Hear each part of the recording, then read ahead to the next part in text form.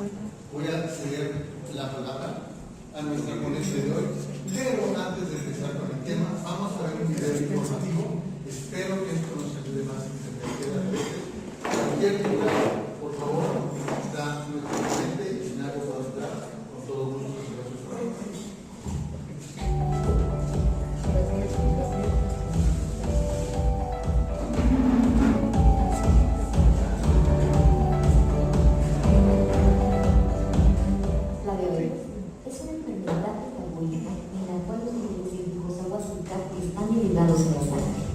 Y esto se debe a una alteración en la producción de insulina.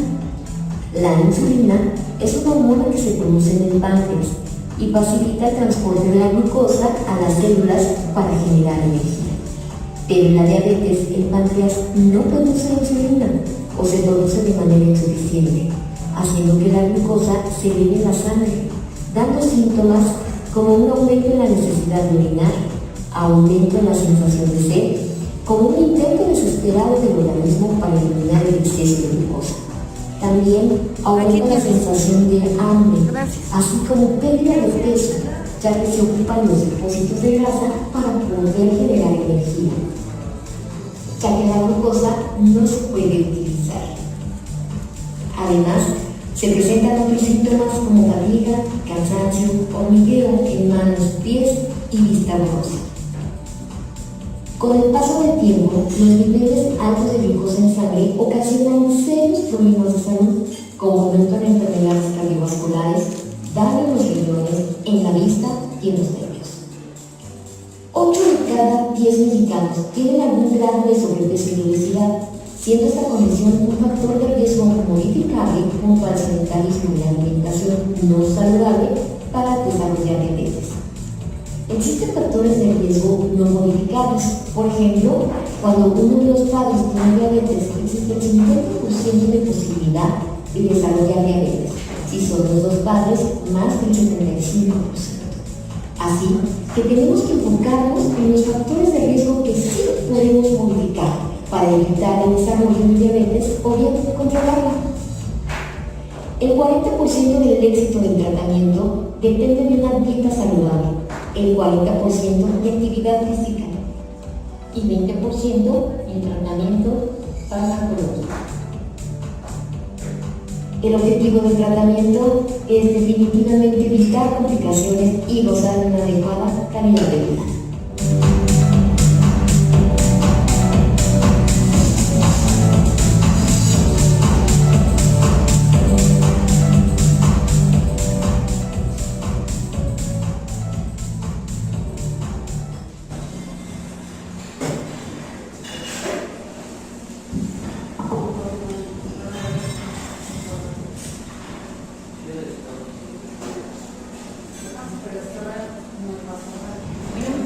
Buenos días, soy la doctora Carmen Fonseca, soy educadora de diabetes y hoy vengo a hablar justamente de esta enfermedad que realmente es un tema que nos atañe a todos.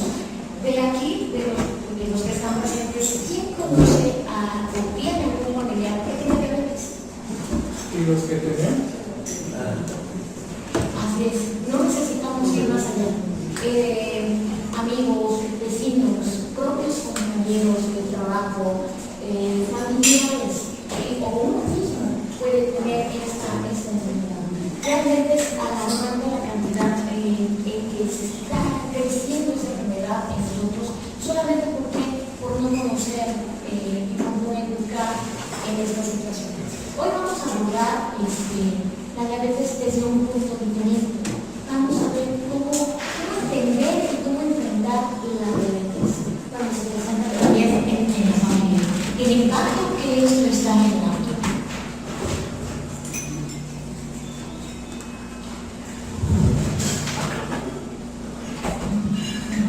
Bueno, como en el video hablábamos de qué es la diabetes, en esta ocasión pues no vamos a ahondar en lo que es una elevación de la sangre por un problema de la producción de la insulina como tal. Pero bueno, cuando a uno de nuestros familiares le dice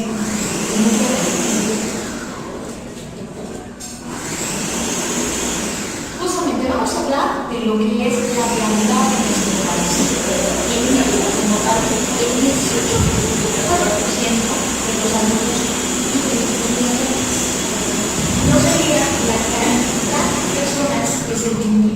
es la prediabetes, que tenemos. ¿Han escuchado hablar del término de prediabetes? Justamente cuando uno está tratando de luchar para lograr tener los niveles de glucosa normales y a falta de la insulina, es que permite entrar en la glucosa que sería y empieza a haber un aumento de la glucosa en un rango que va de 100 a 125. Cuando ese nivel de glucosa empieza a estar fuera de lo normal, que los valores son de 70 a 100, el cuerpo ya está pidiendo ayuda. Si nosotros detectáramos al paciente en estas etapas tempranas de la enfermedad, lo que es desde la resistencia a la insulina, desde lo que es la prediabetes, podríamos hacer un cambio impresionante en la vida de las personas, porque se puede prevenir. Una prediabetes, se puede revertir, y esto es muy, muy importante para evitar la evolución justamente a una diabetes. Pero bueno, ¿qué tendríamos que hacer para detectar un paciente en una etapa temprana? Aquí, a estas personas, 22.1 personas que tienen diabetes. Hace ratito les hice una pregunta: ¿quiénes tienen familiares con diabetes? Ahora, de las personas que tienen familiares con diabetes, ¿quiénes se han checado la glucosa? Una, dos. Ahí está, ajá. Desde ahí empezamos a ver que tenemos muchos problemas y sobre todo que nos hace falta mucha educación en prevención. Entonces, como habíamos hablado, la diabetes tiene una cuestión de un 50% de riesgo de poderla padecer si tenemos una familia en línea directa, madres, padres, abuelos. Entonces, ¿qué tendríamos que hacer si tenemos familiares con diabetes? Hay que checarnos la glucosa, porque hay un factor genético. Y la otra parte, o el otro porcentaje, de ese 50% que hablamos, que definitivamente tiene que ver con nuestros hábitos en cuanto a una adecuada alimentación o no una alimentación saludable y un sedentarismo, o bien sí tener una actividad física. Entonces, aquí lo que tenemos que hacer es empezar a ver más allá y antes de que esté este problema. Si tenemos más de 35 años, aunque no haya familiares con diabetes, hay que checarse la glucosa, por lo menos una vez cada 3 años. Si tenemos familiares que viven con diabetes, tenemos que checarnos por lo menos una vez al año la glucosa como tal. Si hay otros factores de riesgo como sedentarismo, como obesidad, hay que checarse la glucosa. Ustedes han llegado a ver a chiquitos, a niños que tienen el cuellito negro, o personas que tienen igual ese cuellito negro y verruguitas en el cuello.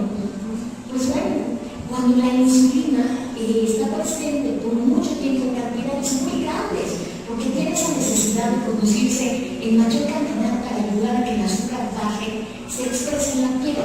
Y la primera dato dermatológico que hay en la piel es cuellito negro, se llama acantosis nigricans. Entonces, desde ahí empezamos a ver niños que tienen acantosis nigricans, personas que tienen verruguitas en el cuello. Chequense, hay que checar esa glucosa. Hay alarma en nuestro cuerpo por tener. Vamos a hablar un poquito más claro acerca de estos números. Y pues bueno, hablando justamente de la prediabetes, 2 de cada 10 personas tienen prediabetes. Se escucha más importante. Y bueno, 1 de cada 3 personas con diabetes no sabe que la tiene. Y es tremendo cuando ya encontramos un paciente con diabetes porque ya tiene síntomas. Porque para cuando ya tiene síntomas, ya pasaron años en los cuales pudimos intervenir para evitar complicaciones.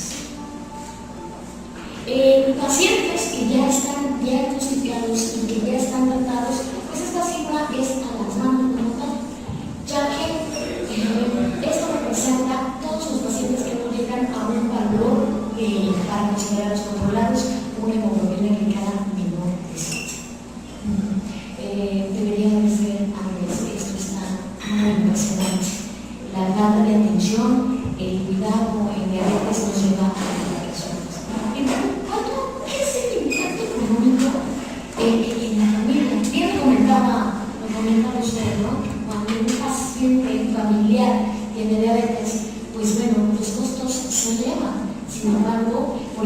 el costo preventivo hay que tomarlo con filosofía, porque hay muchas personas que dicen, ay, no, qué caro es el uniforme con plásticas reactivas, las lancetas, ¿no? Qué caro es comer saludable, qué caro es hacer ejercicio, tener una membresía en el gym y demás.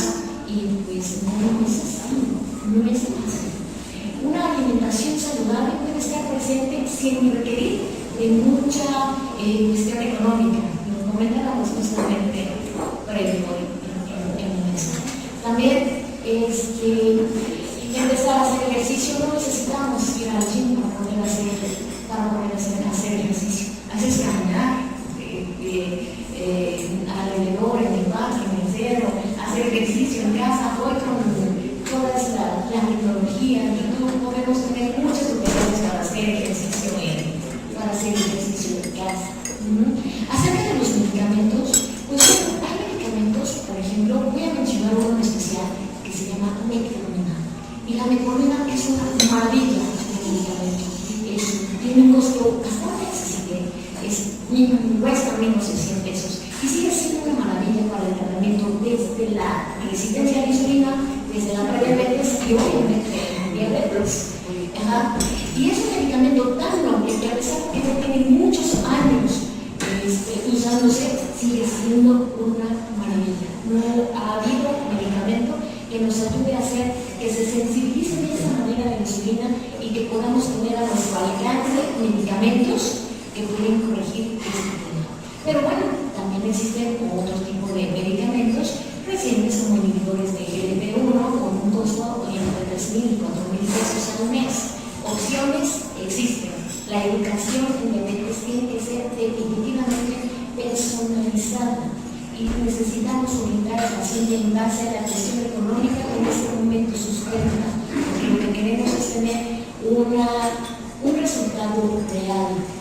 Pueden existir medicamentos muy selectos, pero que tal vez un paciente no pueda utilizarlo cada mes. Pero tenemos medicamentos excelentemente buenos que tienen una muy buena eficacia y que siguen siendo un pilar en el tratamiento en la prediabetes y en la diabetes.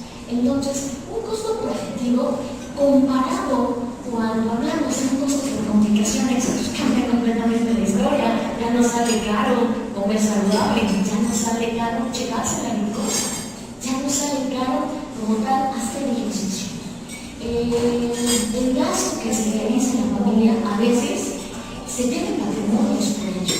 Una complicación como una insuficiencia renal nos va a requerir diálisis y eso requiere hospitalizaciones, sesiones constantes, dinero constante, perder la vista, una afección por el pie diabético, cuando es más fácil tener una calidad chequear cómo están los pies.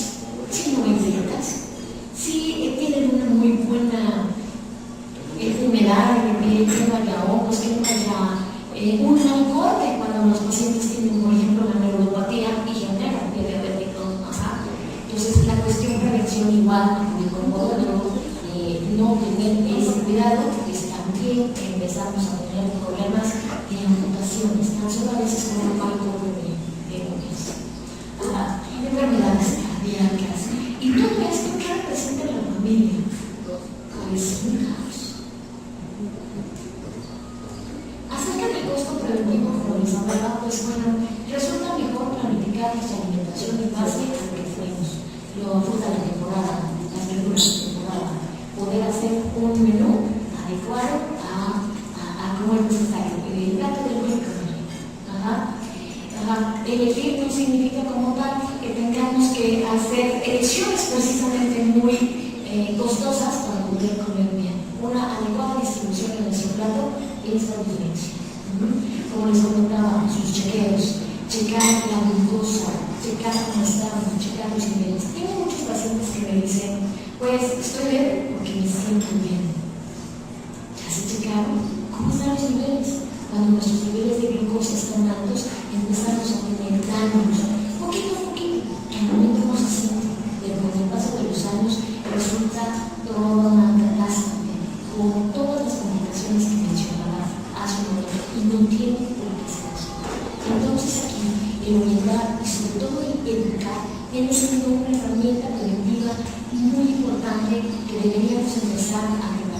checamos la glucosa con los parámetros que les comentaba antes, a la secuenciación general y la presencia de factores heredofamiliares. El costo por complicaciones definitivamente pues no se compara. Doctor Rodríguez, por ejemplo, ¿cuánto cuesta una amputación por pie diabético aproximadamente? Lo voy a poner de esta manera para contestar el caso. Amputar a un paciente en institución, aparentemente con unos cuantos datos, que es como se desorienta en institución, pero a la institución, un paciente que termina en amputación considerando los tiempos de estancia hospitalaria, con todo lo que implica medicamentos, insumos, etc., por lo menos por paciente está en 80 a 90,000 pesos. En lo particular, en hospitales particulares, y aquí aclaro, tiene que ser un hospital que tenga una terapia intensiva. Muchas veces el paciente, cuando sale de cirugía, cursa con lo que llamamos la respuesta metabólica al trauma, que implica necesariamente 1 o 2 días de terapia intensiva.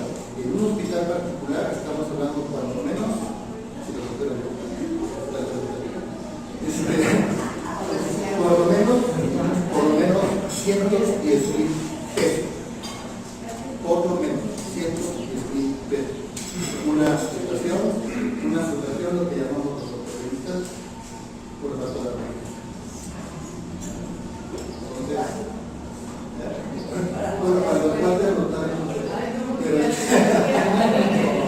Pero sí considérenlo, porque la mamá tiene toda la razón. Esto hay que prevenir. Justamente la prevención sale más barata, definitivamente. Doctora, si me permites, yo he pasado varias veces en el caso del pie diabético y te puedo decir que el evitar la amputación te cuesta 3 o 4 veces más. Completamente de acuerdo. Así es. Porque los meses que tarda en sanar la herida es muchísimo cuidado, medicamentos y Tienes toda la razón, porque estábamos hablando de un costo por cirugía, pero viene todo lo demás, la recuperación, la rehabilitación, todo lo que se requiere para poder volver a tener una calidad de vida mejor.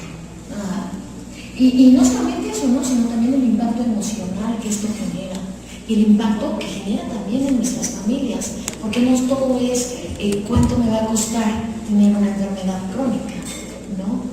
Fíjense, un detalle que me llamó la atención a nivel del IMSS, en el año 2020, 32.3 mil millones de pesos fueron los gastos del IMSS destinado a la atención del paciente que vive con diabetes. Y en el 2023 subió a 54.000. Y por estadística va a estar incrementando esta cifra, ya que todos aquellos pacientes que les comentaba que el 22% que vive con prediabetes van a evolucionar a una diabetes si no hacemos algo. Ahora, como les comentaba, ¿qué pasa cuando alguien recibe el diagnóstico de diabetes? Vienen muchas cosas, desde el individuo y desde la persona.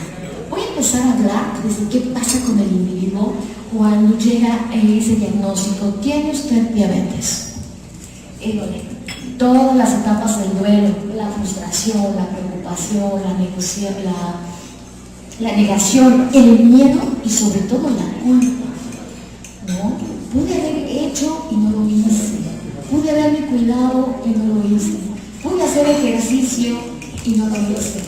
Pero el punto es no quedarnos ahí, pude hacerlo y ahí me quedo. Necesitamos ver cómo tenemos que actuar para cambiar esa historia como tal. Pero no solamente en base a mí como persona ya diagnosticada, sino los que vienen atrás. ¿Cómo están mis hijos? Ya después vamos a checar la glucosa, mis hermanos, mis padres, porque puede tener ahí una cuestión genética, ¿no? Si empezamos a hacer cambios, pues van a ser completamente favorables. En la cuestión de la familia, pues también hay un impacto interesante. Por ejemplo, el cambio de roles. De repente hay quien dice, híjole, pues ahora ¿quién va a cuidar a mi mamá? Ahora yo voy a tener que empezar a hacer la comida para que mi familiar pueda comer sano.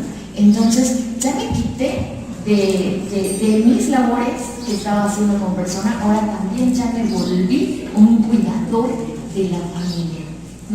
El desgaste emocional que hay también, el no conocer nos genera mucho miedo, el decir, ¿qué va a pasar si va a tener que manejar diálisis? ¿Quién la va a llevar al hospital? ¿Quién va a tener que cubrir esos gastos? ¿Qué vamos a tener que hacer? Ajá. Imagínense en todos y cada una de los panoramas que hay, en todos y cada una de las complicaciones que la diabetes puede llegar a tener y lo que la familia tiene que empezar a hacer para que pueda ayudar al paciente. La sobrecarga del cuidador, híjole, también es algo muy importante. A veces se le queda a una sola persona la responsabilidad del cuidado del paciente que en este momento está enfermo. Y entonces termina más enfermo el cuidador que la propia persona. Ajá. Y pues bueno, también aparece un fenómeno que es muy común, que es el fenómeno del policía. ¿Por qué estás comiendo eso? Eso te hace daño. Ajá. ¿Ya te tomaste tu medicamento? ¿A qué hora te tocaba? Ajá. ¿Ya fuiste a la fiesta? ¿Por qué te comes ese pastel? Y entonces, ¿qué empiezan a hacer? Empiezan a generar más conflicto emocional también a la persona, porque la persona también empieza a sufrir pues un aislamiento emocional. Y entonces, pues no tiene que ser así un caos. Tiene que haber cambios, por supuesto. Tiene que haber cambios. Ajá. Pero tiene que ser todo desde la empatía. Hablando de los cambios que debe de haber desde el individuo al entorno, pues obviamente una detección oportuna, como les comentaba hace ratito. No es lo mismo encontrar a un paciente que vive con diabetes ya cuando tiene complicaciones, ya cuando bajó de peso, ya cuando tiene neuropatía, ya cuando tiene algún grado de complejos, a una persona que está prediabetes o a una persona que tiene una resistencia a la insulina y que podemos todavía revertir. Una detección oportuna es importante. Y aún así, en cualquier momento en que se haga el diagnóstico de diabetes, es una oportunidad de hacer cambios, de ya no permitir más complicaciones a partir de ese tiempo. ¿Okay? La educación de diabetes aquí viene a ser el cambio como tal. ¿Han escuchado hablar de la educación en diabetes? Hace un momento comentaba que lo que nos hacía mucha falta es justamente conocer nuestra enfermedad y educarnos en nuestra enfermedad. Porque si nosotros aprendemos a conocer nuestra enfermedad, nos vamos a empoderar, vamos a hacer que desde ese conocimiento podamos tener muchas decisiones adecuadas en saber cómo voy a comer. Si ahorita me están ofreciendo un pancito, lo puedo comer, pero voy a hacer una mejor elección en el resto de mi alimento. Porque si hago malas elecciones, empezamos con problemas. Tengo pacientes que dicen, yo no como azúcar, pero comen mucho arroz, comen mucho frijol, comen muchas tortillas, eso es azúcar. Pero si no se conocen qué alimentos contienen azúcar y cuáles tienen más y cuáles tienen menos, ¿cómo vamos a poder orientar al paciente? ¿Cómo en una consulta a nivel institucional que dura 15 minutos podemos vertirle toda esa información al paciente para que de ahí él diga, ya sé qué tengo que hacer?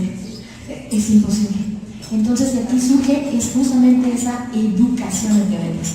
Vamos a enseñarle al paciente todo lo que tiene que ver con la enfermedad, cómo se tiene que cuidar, cómo se tiene que checar, cuáles son los niveles normales, qué puede resolver en casa, qué no.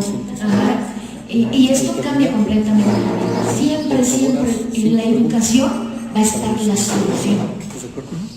Y los cambios pequeños, pues justamente hacen grandes logros. A veces hay pacientes que de un día a otro me dicen, yo de mañana me voy a ir a correr al cerro y voy a hacer mucho ejercicio, y luego ya no pueden caminar porque ya se lastimaron, porque no estaban acostumbrados a hacer ejercicio. Entonces todo es un poco a poquito, pero ese poco a poquito va a ser un grande logro para poder llegar a nuestras vidas. Hablando justamente de la educación de diabetes, nosotros los educadores hablamos de 7 hábitos que son muy importantes de cambiar. Cada uno de ellos, da para es un tema muy extenso. hablar de muchas cosas, pero a manera breve, de los 7 comportamientos de autocuidado que tenemos que tener es justamente aprender a comer saludable, a mantenerse activo. El ejercicio es parte importantísima del tratamiento, es como un medicamento. La toma de medicamentos, qué tenemos que hacer, si es insulina, cómo la tenemos que guardar en el refri, qué parte tiene que ir, si se calienta ya no sirve, si me voy de viaje, ¿qué voy a hacer? ¿Qué tengo que hacer? O sea, ¿dónde me la voy a aplicar? ¿Me la aplico nada más en un lugar? ¿Los medicamentos van antes, después de los alimentos? ¿Cómo lo tengo que hacer? Tratar la cuestión emocional es muy importante, porque si no, nos quedamos en el caos que estábamos hablando del policía, del paciente que se sienta aislado, de todos esos problemas emocionales. Obviamente, en la reducción de riesgos es donde nosotros queremos impactar. Ya no queremos que haya riesgos en el paciente que vive con diabetes. Necesitamos, al contrario, disminuirlos, evitarlos. Y obviamente resolver problemas. A veces hay problemas que no los vemos y vivimos con ellos día a día, ¿no? Va a ser la fiesta de mi hija que cumplió 15 años y no voy a poder comer, necesito llevar mi menú aparte. Tenía una paciente que a la fiesta de su aniversario de boda, pues llevó su tepercito con su comida, por el miedo que tenía, y no es así. No es así. Si pide paga, yo le digo, bueno, disfrute de su comida, trate de no abusar, por ejemplo, de la pasta, coma más verdura, y póngase a bailar toda la noche. Hay que hacer ejercicio, hay que ayudar a que todo lo que comió podamos empezar a disminuir esa cantidad de azúcar en nuestra dieta. Hay muchas maneras. Y bueno, ¿cuál es la propuesta de mejora? Pero a nivel de la familia y del entorno. Ya hablamos de lo que el individuo puede hacer. Ahora vamos a hablar de lo que la familia puede hacer. Definitivamente, eso de hacer 2 comidas, porque una va a ser para mi familiar que vive con diabetes, y como yo no tengo diabetes, entonces yo puedo seguir teniendo mis malos hábitos. Llevar un refresco a la mesa y decir, tú no puedes tomar refresco porque tienes diabetes, pero yo sí puedo tomar porque no tengo. O sea, no, ahí tenemos que hablar de empatía. Si partimos que queremos prevenir, y si un familiar tiene diabetes, el riesgo de que uno lo pueda padecer existe. Entonces, ¿qué nos conviene? Pues tener una alimentación saludable, que no es lo mismo de dieta, porque no es restricción, es aprender a comer de manera saludable. Entonces, un solo menú para todos. Un solo menú para todos, que haya beneficio para todos, lo que todos deberíamos de hacer, comer saludable. Vamos a cambiar ese rol del policía al aliado. En lugar de decir, oye, ¿este ejercicio? ¿Por qué no sirve? Oye, vámonos a caminar juntos. Oye, vamos a establecer una rutina, vamos a fortalecernos nuestra unión familiar y vamos a hacer ejercicio.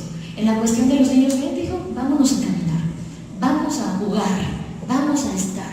Y no tienes que, ¿ya te tomaste los medicamentos? Aquí, a veces el paciente entra en tanto agobio que le deja la responsabilidad que él tiene con su cuidado a los de la familia. Y esto también lo vemos en la educación en diabetes. El principal responsable de tomar los medicamentos, de checarse la glucosa, de estarse vigilando es del paciente, no del familiar. El familiar va a ser un apoyo, pero no es su responsabilidad. Así que empezar a trabajar también con esos pacientes, con esas familiares que quieren estar al tanto de, decirles no, tranquilo. Quien tiene que hacerse responsable es la persona que está en juego, y todos los demás apoyarla. Porque si no, empezamos con esto, este hostigamiento que va a terminar en problemas y en conflictos definitivamente familiares. El ambiente seguro en casa.